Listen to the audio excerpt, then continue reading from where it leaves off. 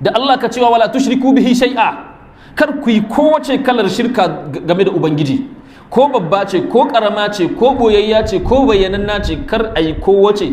Don haka kai ma lalabi zuciyarka, idan ka san a yanzu da muke maganar nan akwai wani da kake yin aiki don shi, fidda shi. Idan akwai wasu kuɗi da kake yin aiki don a baka su, fidda su, kar su bata ma tauhidinka.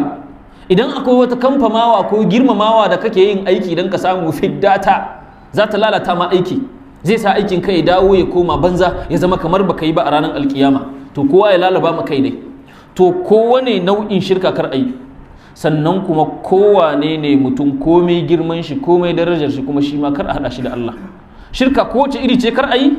La tushriku bihi shay'a, ayyu naw'in min anwa'i shirki kar a yi.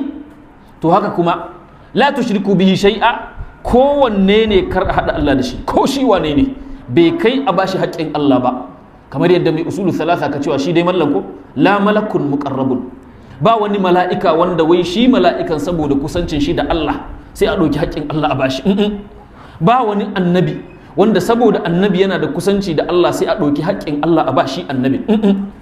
Ko menene girman mutum, ko menene darajar shi a wajen Allah, to ai Allah ne ya bashi darajar. Shi ma ba a san yana da darajar ba sai da Allah ya bashi darajar. Don haka darajar da Allah ya bashi sai a bar mishi a bishi, kuma a girmama shi a wannan darajar da Allah ya bashi, a yabe shi a cikinta.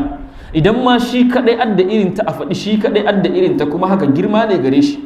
Amma haka baya nufin a ɗauko haƙƙin Allah shi ma a bashi, saboda ai Allah ne ya bashi nashi, Allah ne ya ɗan mishi. To ba a ɗauko haƙƙin Allah kuma shi ma a bashi, duk da cewa Allah ne ya bashi wannan abin da ake girmama shi akai.